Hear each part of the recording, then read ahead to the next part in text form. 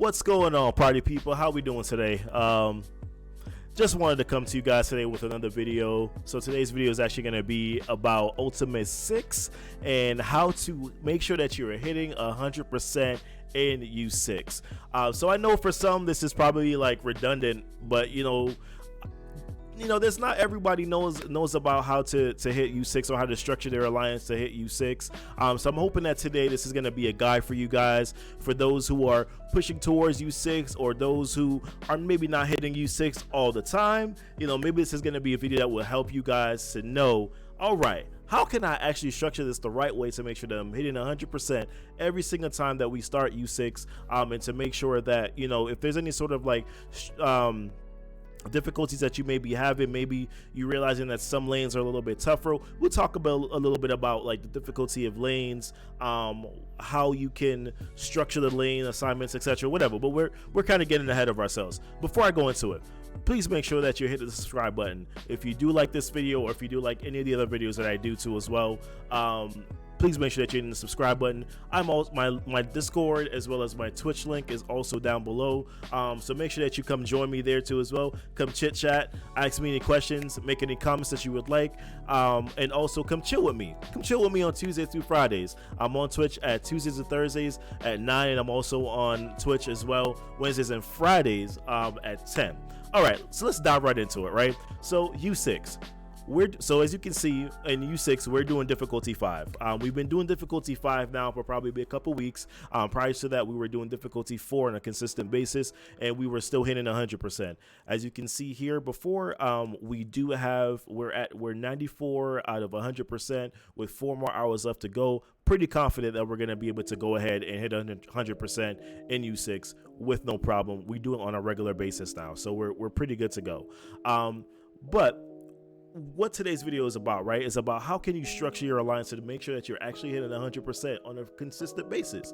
So what I wanted to, the way that I would probably start off by saying, okay, like if I want to think about how to hit U6, what's the most important thing for you to know? Well, here, the most important thing that I think that you should do is that you should first make sure that you do have lane assignments. So first, quick shout out. This right here, alternerdreality.com. This is their infographic. This is not my infographic by any means. This is where I found it. And currently right now, this is the lane assignments that I use for U6 that we post in our Discord channel in my alliance. And I'm the one that comes up with the lane assignments. So the way that I do it is that, of course, as you know, there's a strike team 1, there's a strike team 2, there's a strike team 3. And I pretty much just like write out, hey, so-and-so is in lane 1, so-and-so is in lane 2, so-and-so is in lane 3, lane 4, 5, and 6. But let's talk about how I make those decisions as to who is going to be in what lane, right? So in U6, well, I guess let's backtrack. In U6, you want to make sure that you first have lane assignments. These are the lane assignments. If you want to find them again, go to alternerdreality.com. You can find them there. So this is how I do lane assignments. So lane 1, as you can see, has like this outside lane here. And then lane 6 has this outside lane to the right. So lane 1 left, lane 6 to the right. In total, if you think about it, right, you only need 18 people in your alliance to actually be able to fully hit 100% in U6. You only need 18 people. Now, it's much better if you have a full slated 24 people, because then you can start to do some sort of unique, or you give yourself a better option to be able to hit 100%. So these are the lanes. As you can see, lanes 2, 3, 4, and 5, they kind of interjoin. So like 2 interjoins at 3, 4 interjoins at 5, etc. What you want to do when it comes to lane assignments is that you want to make sure that you're putting the strongest members in your alliance. You want to make sure that you're putting them in the outside lanes. The reason why is because in each lane there are 13 nodes in total that you're gonna need to hit, right? But in the outside lanes, the outside lanes don't interjoin. So like lane 1 and lane 6 doesn't interjoin with any other lane. So you want to make sure. Now there's occasionally times where like somebody from 3 or 4 from 4 or 5 can kind of like switch over to like up at the top or whatever. But for the most part, you know, there's really no interjoining in the lanes, right? There's no kind of like conjoining into those lanes. So you want to make sure that you're putting your strongest alliance members in the outside lanes, right? Because those are going to be the toughest nodes to do. Not only are they the toughest nodes, but they're also the only ones that are going to be doing 13 nodes by themselves.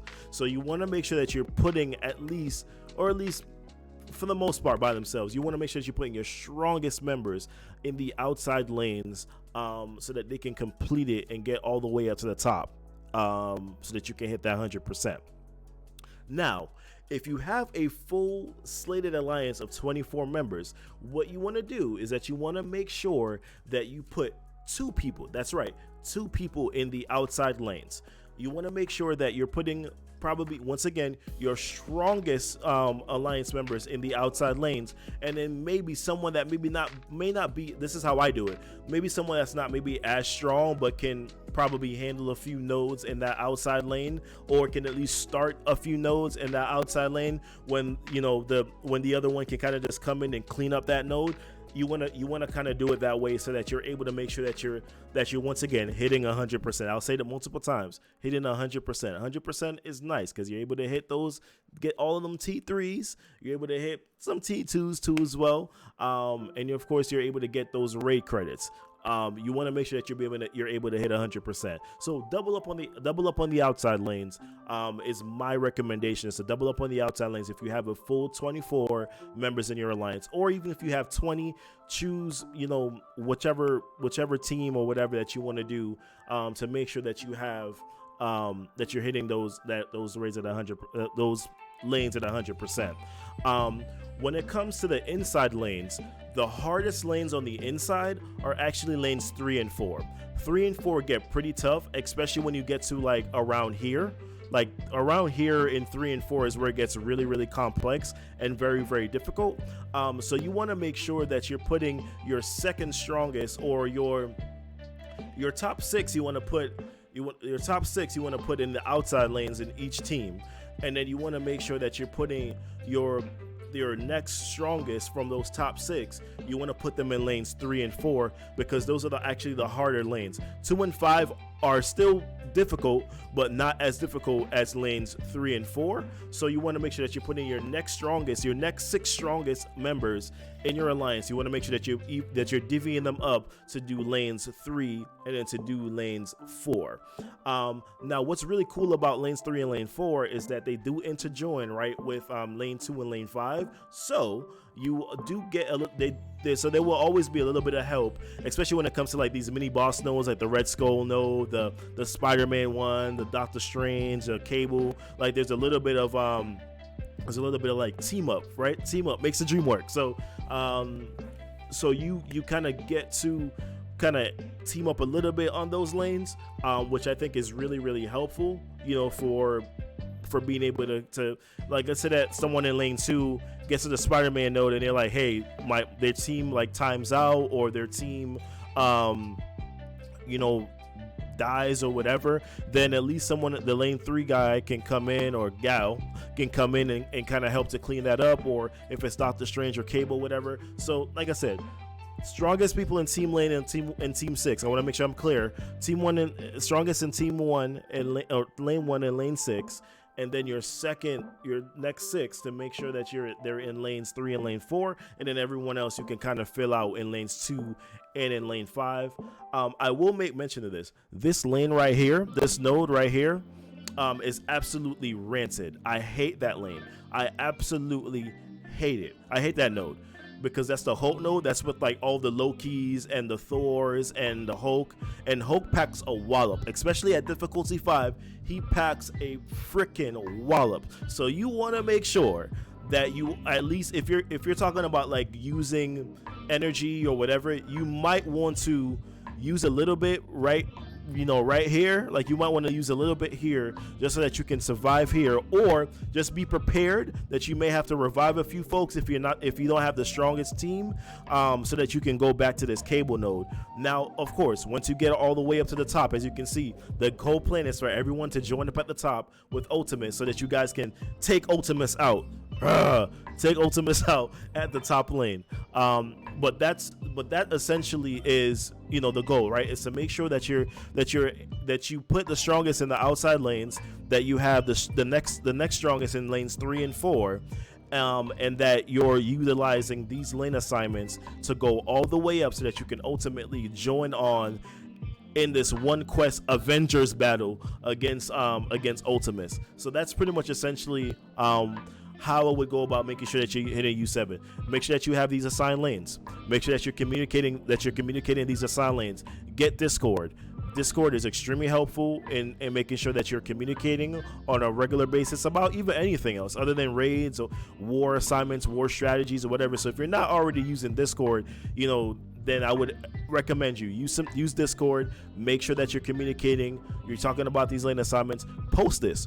What I do when I come up with lane assignments is that, like I said, I do team 1, I do team 2, I do team 3, and then I go through and I put my strongest in lane 1 and then lane 6, then lane 3, then lane 4s, and then, you know, I kind of trickle things into lane 2 and lane 5. I make sure that I double up on the outside lanes because there are the tougher lanes and it takes a lot of demand for just one person to go through that lane.